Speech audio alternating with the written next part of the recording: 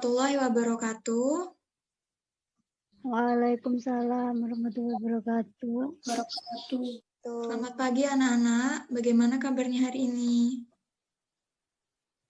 Pagi, Bu. Alhamdulillah baik. Alhamdulillah sehat. Alhamdulillah.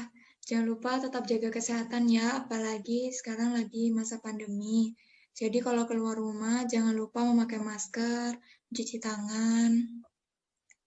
Sudah absensi semua? Sudah, Bu. Sudah, Bu. Baik, Ibu akan mengabsen ulang ya yang hadir di Zoom. Ayu Normantias, Hadir, Bu. Aisyah Indah, hadir, Bu. Lestari, Hadir, Bu. Sela, Mungkin kendala sinyal, Bu. Oke, baik, gak apa-apa. Apakah PPT Ibu sudah terlihat dengan jelas? Sudah, Bu. Jelas. Sudah, Bu. Baik. Kali ini Ibu akan menjelaskan materi tentang kegiatan produksi. Sebelumnya, apakah di antara kalian sudah ada yang pernah mengunjungi pabrik? Sudah, Bu. Kalau sudah, apa yang dilihat ketika di sana? Ayu? Saya dulu pernah mengunjungi pabrik kerupuk, Bu. Di sana terdapat banyak mesin dan banyak pekerja dan bahan-bahan mentah untuk pembuatan kerupuk, Bu. Serta di sana tempatnya juga luas. Oke, terima kasih Ayu. Ya, benar sekali. Banyak hal yang bisa kita dapat atau bisa kita lihat pada saat kita mengunjungi pabrik. Yaitu ciri khas pertamanya ketika kita mengunjungi pabrik, di sana banyak pekerja yang sedang melakukan kegiatan yang dinamakan kegiatan produksi. Sebelum Ibu menjelaskan materi, Ibu akan menjelaskan kompetensi dasar dan indikator pencapaian kompetensi terlebih dahulu. Kompetensi dasar itu menganalisis konsep interaksi antara manusia dengan ruang sehingga menghasilkan berbagai kegiatan ekonomi, baik produksi, distribusi, konsumsi, penawaran permintaan, dan interaksi antar ruang untuk keberlangsungan kehidupan ekonomi, sosial, dan budaya Indonesia. Kemudian untuk indikatornya, yang pertama, yaitu mendeskripsikan pengertian kegiatan produksi, yang kedua, menjelaskan jenis-jenis kegiatan produksi, dan yang ketiga, mengidentifikasi faktor-faktor kegiatan produksi. Untuk tujuan pembelajarannya, setelah mengikuti proses pembelajaran, peserta didik diharapkan dapat yang pertama, mendeskripsikan pengertian kegiatan produksi, yang kedua, menjelaskan jenis-jenis kegiatan produksi, dan yang ketiga, mengidentifikasi faktor-faktor kegiatan produksi. Sebelumnya, apa itu kegiatan produksi? Apakah ada yang bisa menjawab?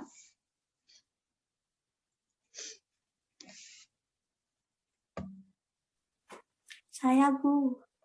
Ya, Aisyah. Kegiatan produksi itu kegiatan yang menghasilkan barang atau jasa, Bu. Ya, benar sekali. Kegiatan produksi adalah usaha manusia untuk menghasilkan atau mengubah barang atau jasa yang bernilai ekonomi lebih tinggi. Produksi juga dapat diartikan sebagai kegiatan manusia yang menghasilkan atau menambah kegunaan barang atau jasa untuk memenuhi kebutuhan manusia.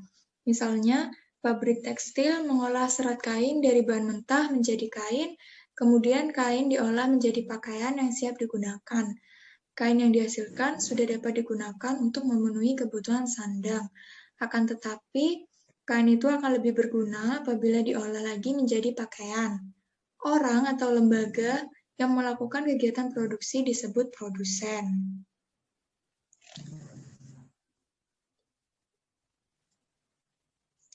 Kemudian ada jenis-jenis kegiatan produksi. Jenis-jenis kegiatan produksi ini dapat dikelompokkan berdasarkan bidang usaha pengolahan sumber dayanya. Itu yang pertama, bidang usaha ekstraktif. Kegiatan produksi ini bergerak di bidang pengambilan atau pemanfaatan sumber daya alam secara langsung tanpa diolah terlebih dahulu. Misalnya penambang yang mengambil hasil tambang atau nelayan yang menangkap ikan di laut. Kemudian yang kedua yaitu bidang usaha agraris. Bidang usaha agraris merupakan kegiatan produksi yang bergerak di bidang pengolahan atau pengelolaan tanah. Contohnya, petani yang mengolah tanah untuk dijadikan sawah atau kebun. Yang ketiga yaitu bidang usaha industri. Merupakan kegiatan produksi yang bergerak di bidang pengolahan bahan mentah menjadi barang setengah jadi atau barang jadi. Misalnya, industri pengolahan kapas menjadi benang, industri otomotif, dan kerajinan. Yang keempat yaitu bidang usaha perdagangan. Kegiatan produksi yang bersifat menambah nilai guna barang dengan cara menjual barang dari produsen ke konsumen. Contohnya toko kelontong, agen koran, atau supermarket. Dan yang terakhir, kegiatan produksi di bidang usaha jasa. Kegiatan produksi ini bergerak di bidang jasa dan pelayanan, misalnya bank, pos, agen perjalanan, restoran, rumah sakit, dan bengkel. Kemudian ada faktor-faktor kegiatan produksi. Kegiatan produksi ini tidak dilaksanakan tanpa adanya faktor-faktor produksi atau sumber daya ekonomi. Faktor-faktor produksi dapat dibedakan menjadi 5 faktor produksi. Yang pertama yaitu faktor tenaga kerja. Tenaga kerja adalah sumber daya manusia yang dapat digunakan kemampuannya untuk proses produksi. Tenaga kerja ini dibedakan menjadi 3, yaitu tenaga kerja terdidik yang merupakan tenaga kerja yang memerlukan pendidikan formal.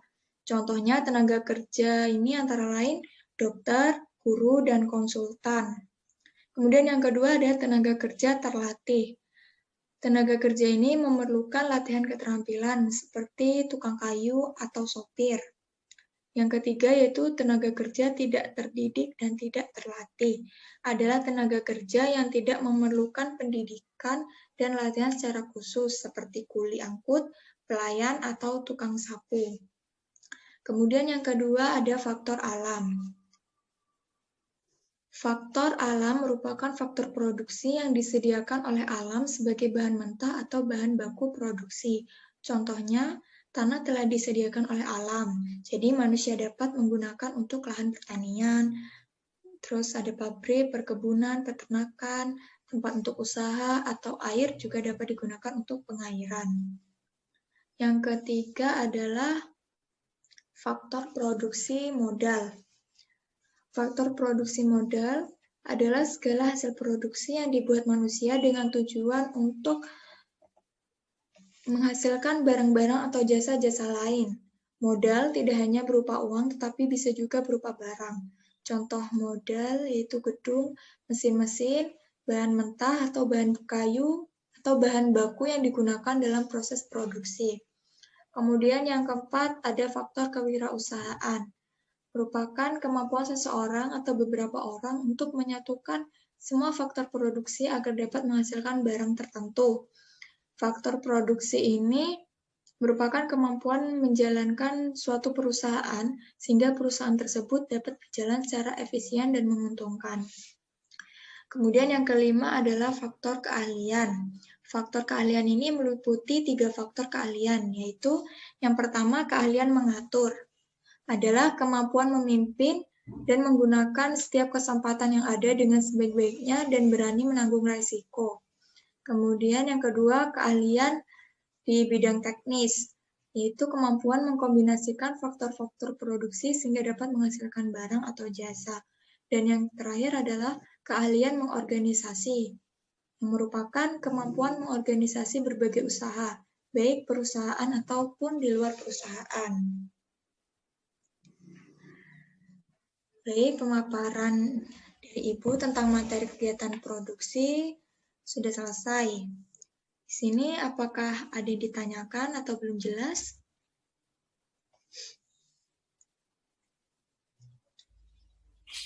Saya mau bertanya, Bu. Ya, silakan Aisyah. Kan tadi kan udah disebutkan beberapa itu ya Bu ya, pekerjaannya Bu ya. Terus Ya. kalau seperti penerjemah, jaksa, dosen itu apa termasuk kegiatan produksi Bu? Baik, untuk teman-teman yang lain, apakah bisa menjawab pertanyaan dari Aisyah? Kalau bisa, Ibu kasih nilai plus sebelum Ibu menjawab pertanyaannya. Izin menjawab, Bu. Ya, yuk, silakan. Jawabannya termasuk kegiatan produksi, Bu. Ya, benar sekali. Seperti jaksa, penerjemah, dosen, itu termasuk kegiatan produksi. Tadi sudah Ibu jelaskan bahwa kegiatan produksi ini tidak hanya memproduksi barang saja, tetapi juga jasa. Nah, tadi kan penerjemah, dosen, jaksa, itu merupakan contoh kegiatan produksi jasa. Apakah sudah jelas, Aisyah? Sudah Bu, terima kasih. Baik. Sekarang Ibu akan berganti menanyakan kepada kalian ya. Apakah ada yang tahu perbedaan dari kegiatan produksi di desa dan di kota? Kalau ada, Ibu kasih nilai plus kalau ada yang bisa menjawab. Saya Bu bisa. Ya, Lestari. Kalau produksi di kota itu menurut saya teknologinya lebih canggih, terus tenaga kerjanya juga lebih banyak. Kalau di desa teknologinya masih belum modern, terus tenaga kerjanya juga biasanya orang-orang sekitar dan sedikit. Ya, terima kasih jawabannya. Jadi, perbedaan kegiatan produksi di desa dan di kota itu, kalau di desa ini lebih mengandalkan hasil alam dan pengolahannya, masih dengan cara tradisional, serta harganya juga terbilang murah daripada di kota. Nah, sementara di kota, masyarakatnya juga cenderung bersifat individualis dan berusaha mendapatkan keuntungan sebanyak-banyaknya, sehingga kayak industri-industri di kota lebih banyak menggunakan mesin-mesin, jadi nggak menggunakan cara tradisional, kebanyakan menggunakan cara modern, menggunakan teknologi yang modern. Apakah sudah jelas, anak-anak, untuk pembelajaran hari ini? Jelas, Bu. Baik. Nah, sebelum Ibu menutup pembelajaran terlebih dahulu, untuk tugas sudah Ibu upload ya di Google Classroom, jangan lupa dikerjakan. Jangan sampai telat juga, karena jika telat mengumpulkan, akan Ibu kurangin nilainya. Sebelum Ibu menutup pembelajaran, untuk ketua kelas silahkan ditutup terlebih dahulu dengan doa pembelajaran kali ini. Baik, pembelajaran hari ini karena sudah selesai, mari kita tutup dengan bacaan Alhamdulillah. Alhamdulillahirabbil alamin. Alhamdulillahirabbil Baik, anak-anak, terima kasih untuk perhatiannya. Tetap jaga kesehatan ya. Maaf kalau Ibu ada salah kata atau perbuatan. Ibu akhiri untuk pembelajaran kali ini. Wassalamualaikum warahmatullahi wabarakatuh. Waalaikumsalam warahmatullahi wabarakatuh. Terima kasih Bu. Ya, sama-sama.